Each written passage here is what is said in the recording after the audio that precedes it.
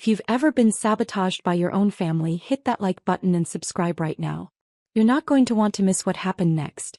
The Princeton Merit Scholarship was worth $140,000. Full ride. 4 years of tuition, room, board, and a stipend for a first-generation college student studying educational policy. I'd worked 3 jobs through high school to afford SAT prep courses. I'd spent weekends at the library instead of parties. My essay on reforming rural education access had made the selection committee cry. I was 17 years old, sitting in that scholarship interview room, when my 22-year-old sister Valerie walked in uninvited. "I need to speak," she announced to the 5-person panel. Our mother sat in the corner, silent. She'd driven us both there but hadn't said a word when Valerie climbed into the car that morning. The scholarship coordinator, Dr. Patricia Morrison, looked confused.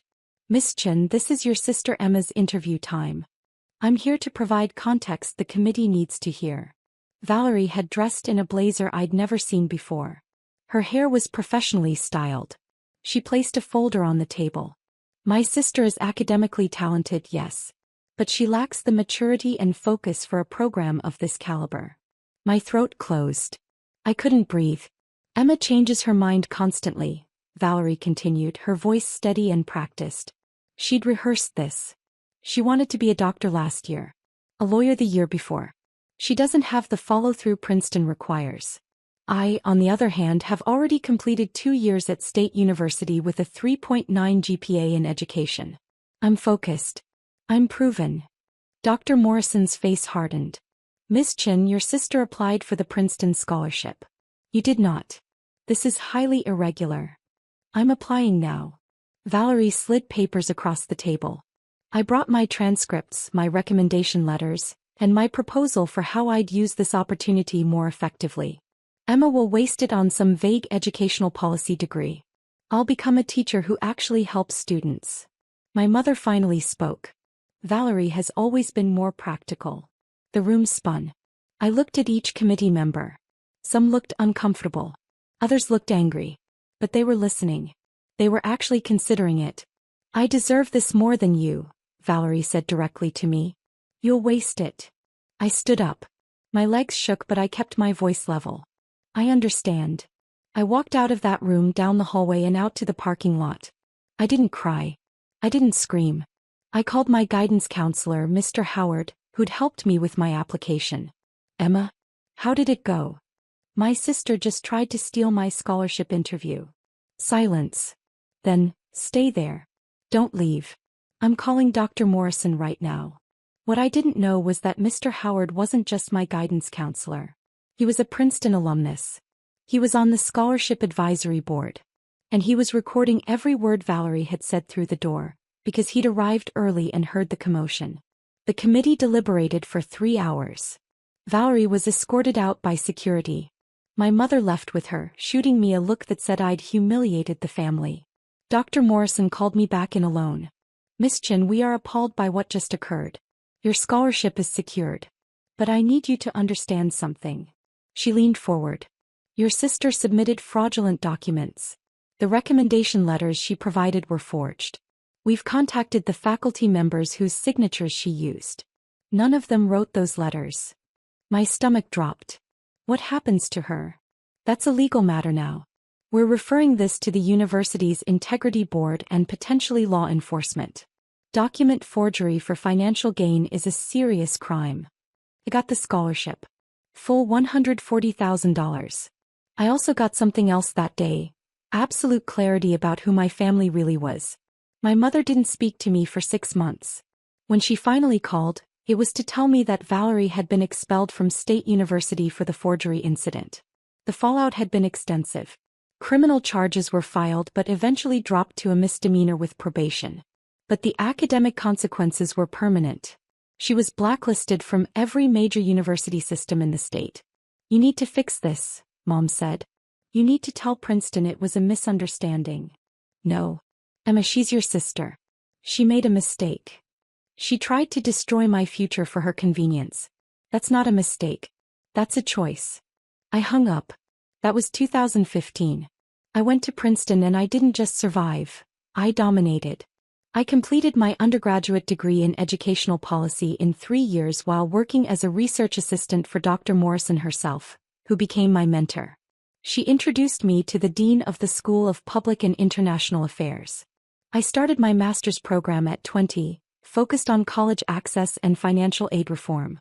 My thesis was on scholarship fraud and academic integrity violations. I interviewed over 200 students who'd been victims of application sabotage by family members, friends, and counselors. The research was groundbreaking.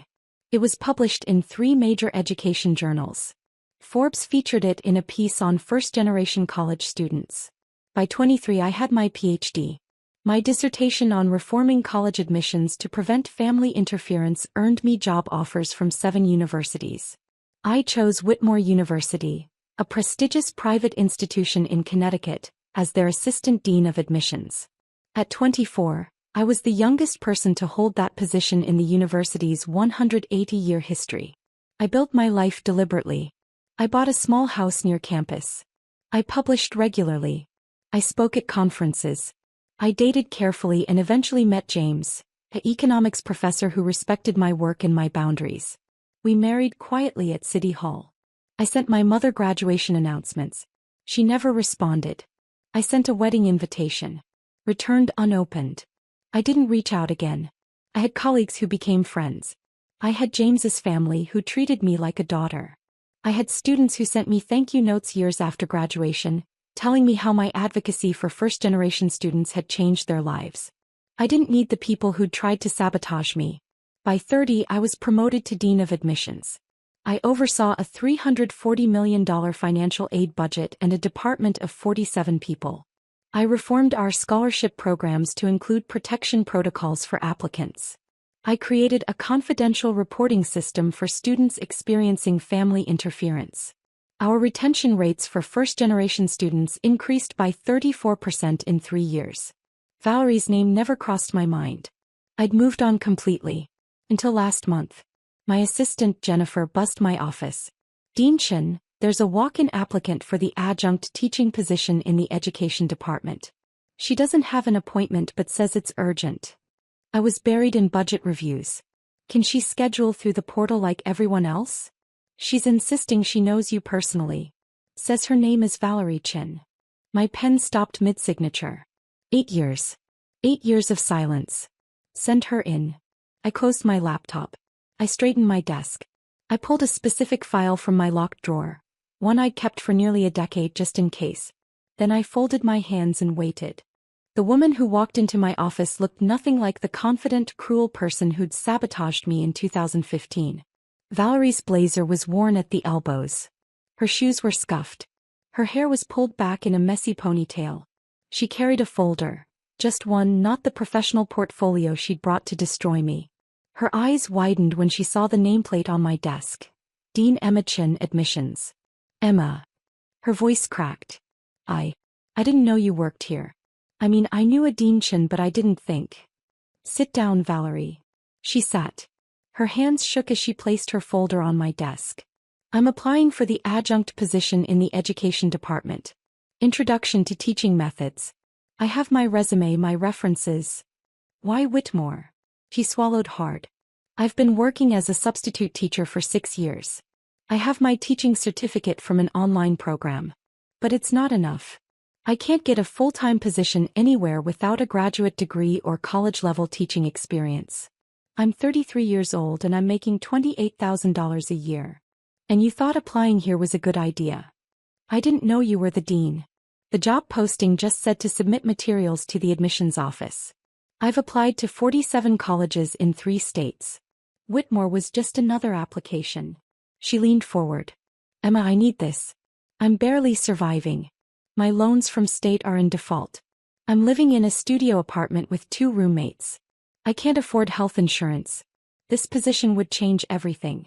I opened her folder. Her resume was sparse. Community college courses. Substitute teaching. A gap from 2015 to 2017 labeled personal leave. What happened during this gap? Her face flushed. I was dealing with legal issues. From the Princeton situation. The forgery conviction. It was reduced to a misdemeanor. I completed probation. It shouldn't disqualify me from. It doesn't. I closed her folder. Your criminal record isn't why you won't get this job, Valerie. Hope flickered in her eyes. Then I have a chance? Drop a comment and let me know where you're watching from tonight. I opened my desk drawer. I pulled out a file I'd labeled Princeton Scholarship 2015 Personal Archive. Valerie's face went white. What is that?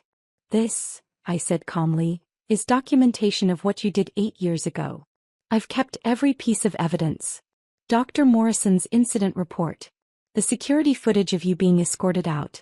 The forged recommendation letters with handwriting analysis. The scholarship board's official statement. The police report. The University Integrity Board's findings. I slid a document across the desk. This is a letter from State University confirming your expulsion for academic dishonesty.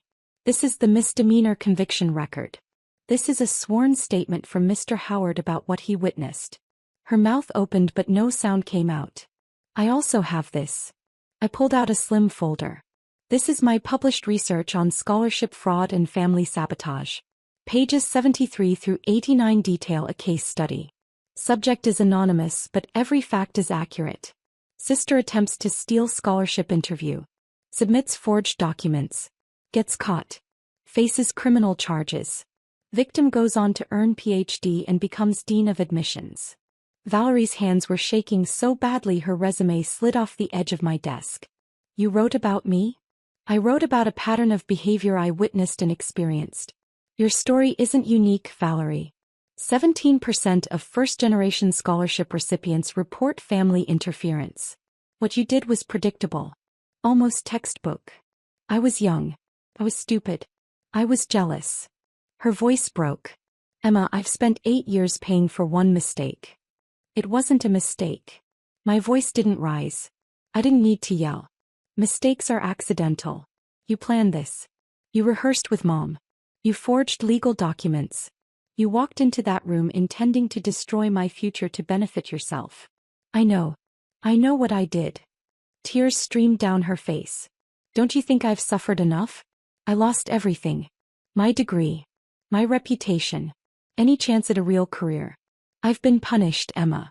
I've been punished for 8 years. And I built a life. I stood up. I went to Princeton. I earned 3 degrees. I became the youngest dean in this university's history. I reformed financial aid systems to protect students from people exactly like you. I married a man who respects me. Have a career I love. Your sabotage didn't break me. It clarified who deserved a place in my life. My office door opened. Jennifer stood there with a security guard and another woman in a sharp suit. Dean Chen, this is Mariah Rodriguez from our HR compliance department, Jennifer said. You asked me to invite her when Ms. Chen arrived. Valerie looked between us, confused and panicked. What's happening? Mariah sat down, opening her own folder. Ms. Chen, I need to inform you that your application for employment at Whitmore University has been flagged during our standard background verification process. What? Why? Our policy requires disclosure of any academic integrity violations or criminal convictions related to fraud or forgery.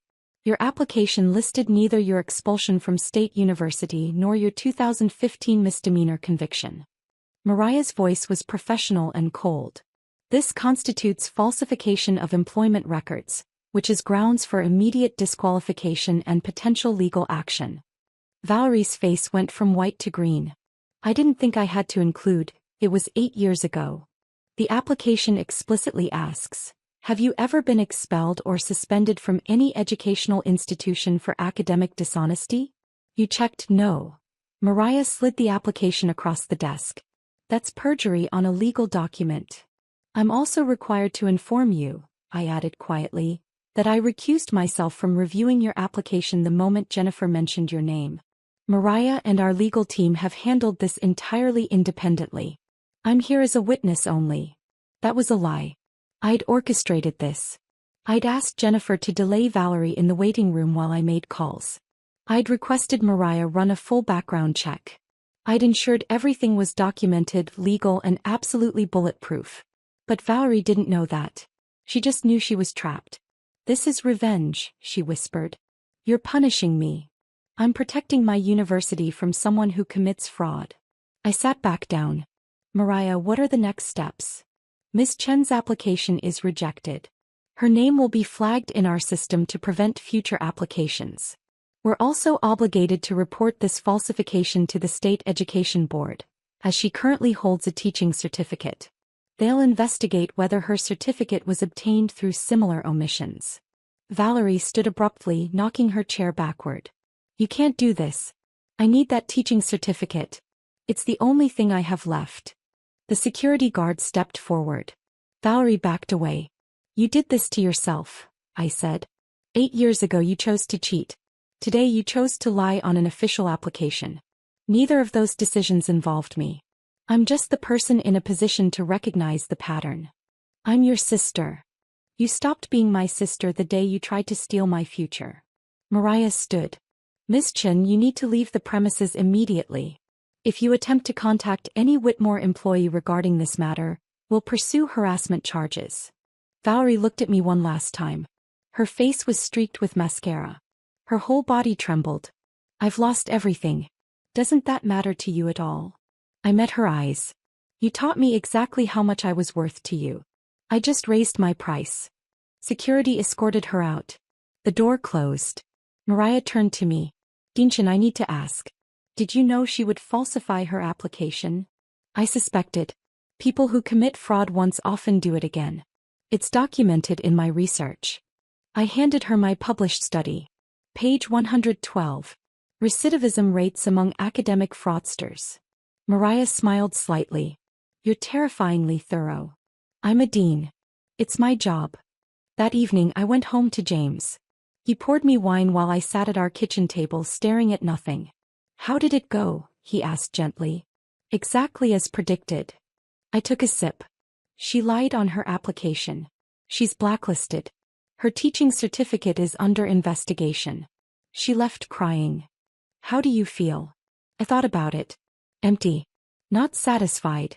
Not guilty. Just empty. James sat beside me. You didn't cause this, Emma. You just didn't prevent it. I could have warned her. I could have told her we do thorough background checks. I could have given her a chance to withdraw her application. Would she have warned you before she walked into that scholarship interview? The question sat between us. We both knew the answer. My phone buzzed. My mother. I hadn't heard from her in 8 years. The text read, Valerie told me what you did. How dare you ruin her life again? She's your sister. You're a vindictive, heartless person. I'm ashamed I raised you. I stared at the message. Then I typed back, you didn't raise me. Princeton did. Dr. Morrison did. People who believed I deserved opportunities one earned. You enabled someone who committed fraud against your own daughter. That's who should be ashamed. I blocked her number. Then I blocked Valerie's. James squeezed my hand. You okay? Yeah. I was surprised to realize I meant it. I'm done carrying their weight. Hit that subscribe button if you've ever had to set boundaries with toxic family, because what happened next proved I'd made the right choice. 3 days later, Jennifer forwarded me an email. The State Education Board had opened a formal investigation into Valerie's teaching certificate. Apparently, her application for certification had also omitted her expulsion and conviction. She checked no on the same question. Have you ever been dismissed from any educational institution for academic dishonesty? Her certificate was suspended pending investigation. Every school district in the state was notified. She lost her substitute teaching positions immediately. 1 week after that, I received a certified letter from a law firm. Valerie was suing me for intentional interference with employment prospects and abuse of administrative power. I handed it to Whitmore's general counsel. He read it, laughed, and filed a motion to dismiss. Dinshin, you recused yourself from her application review. You followed every protocol. Her employment rejection was based entirely on her own false statements. This lawsuit won't survive summary judgment. He was right. The suit was dismissed within 30 days. Valerie was ordered to pay Whitmore's legal fees. $8,400 she definitely didn't have. But the lawsuit triggered something else. The publicity. Local education blogs picked up the story. Applicant sues dean after fraudulent application exposed. They didn't name Valerie, but they detailed the case. My published research was cited. Journalists started investigating. Within 2 months, 3 major news outlets had covered the story of scholarship fraud and family sabotage. My research was featured on NPR. I was invited to testify before a congressional subcommittee on education reform. The attention led to funding. A $2.3 million grant from the Department of Education to create a national reporting database for scholarship interference. Whitmore was chosen to host the program. I hired 5 new staff members. We built partnerships with 180 universities across 40 states. We created protection protocols, legal resources, and counseling services for students experiencing family sabotage. In the first year, we helped 847 students protect their scholarship applications from family interference. 12 cases resulted in criminal fraud charges against family members. 73 students received emergency housing assistance when their families retaliated. I named the program the Morrison Initiative, after Dr. Patricia Morrison, who'd protected me when I needed it most. 6 months ago, Dr. Morrison retired from Princeton. At her farewell dinner, she pulled me aside. "Emma, I need you to know something." She was 81 years old, her hands shaking slightly. "When your sister walked into that interview room, I knew we had a choice. We could quietly handle it and protect you from trauma. Or we could document everything and give you weapons you might need later. You knew I'd need the documentation. I knew people who sabotage once often do it again. I knew you were brilliant and you'd go far. I knew you might face her again someday." He squeezed my hand. "I'm so proud of who you've become. Not in spite of what she did, but because you transformed that pain into protection for others." I cried. For the first time in 8 years, I let myself cry about it. Last week I received a letter. Not email. An actual handwritten letter, forwarded through 7 addresses before reaching me. It was from Valerie. "Emma, I know you won't read this. I know I don't deserve your attention. But I need to write it anyway. I've spent 8 years making excuses. Blaming you for being talented. Blaming Mom for pressuring me to be perfect. Blaming the system for being unfair. The truth is simpler and worse. I was jealous. You were 17 and already smarter, harder working, and more focused than I'd ever been. I couldn't stand it. So I tried to destroy you. I told myself I deserved that scholarship because I'd worked hard too. But I didn't work as hard as you. I didn't sacrifice like you did. I just wanted what you'd earned without earning it myself. When you became successful anyway, I told myself it was luck. When you became a dean, I told myself you'd gotten special treatment. When I lost my teaching certificate, I told myself you'd ruin me out of spite. I'm in therapy now. Court-ordered after the lawsuit. My therapist made me write down every choice I made that led here. The list was 47 items long. You weren't responsible for a single one. I don't expect forgiveness. I don't expect a response. I just needed you to know that I finally understand. You didn't ruin my life. I did. 8 years ago and again 8 months ago and probably a dozen times in between. You deserved that scholarship. You earned your degrees. You built your career through talent and work. I tried to steal from you because I wasn't willing to build my own. I'm working at a grocery store now. Night shift, stocking shelves. It's honest work. It's all I'm qualified for. Maybe that's exactly what I deserve. I hope you're happy. I mean that. I hope you have people who love you and work that fulfills you and a life that makes all those years of sacrifice worth it. I'm sorry. For all of it. Valerie. I read it twice. Then I filed it in the same drawer where I kept all the documentation from 2015. I didn't respond. Maybe someday I would. Maybe I wouldn't. But I didn't owe her closure, forgiveness, or redemption. I'd built something beautiful from the ashes of her cruelty. I'd turned my pain into a program that protected hundreds of students. I'd taken the worst thing anyone had ever done to me and used it to make sure it happened to fewer people. That was enough. This semester we had a record 4,200 scholarship applications. 83 students used our confidential reporting system to flag family interference. We prevented 17 documented sabotage attempts. Every single one of those students got their scholarships. Every single one of them is safe.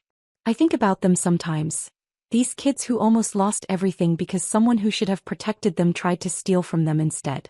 I think about how different their lives would be if no one had believed them, helped them, documented their truth. I think about 17-year-old Emma, walking out of that interview room, believing she'd lost everything. She had no idea what she was walking toward instead. Last month, James and I hosted a dinner for the Morrison Initiative Student Advisory Board. 12 first-generation college students, all of whom had experienced family sabotage, all of whom had survived and thrived anyway. They presented me with a plaque, to Dean Chin, who turned her pain into our protection. Thank you for believing us. I put it on my office wall right next to my diplomas from Princeton. Every time Valerie's name crosses my mind, I look at that plaque. I look at my degrees. I look at the stack of thank you letters from students whose lives I've helped save. And I remember, paper beats promises every single time. If you've ever had to walk away to save yourself, tell me your story in the comments. What would you have done in my position? Does any of this feel familiar? Because here's what I've learned. You don't owe loyalty to people who actively harm you, even if they're family. You don't owe forgiveness to people who aren't genuinely sorry. You don't owe access to people who've proven they'll use that access to hurt you. You owe yourself protection. You owe yourself peace. You owe yourself the chance to build a life with people who celebrate your success instead of sabotaging it. Valerie taught me that lesson 8 years ago. She reinforced it 8 months ago. I'm grateful for the clarity. I just wish it hadn't cost her everything to learn what I already knew. You can't steal your way into a life worth living. You have to earn it. And I did.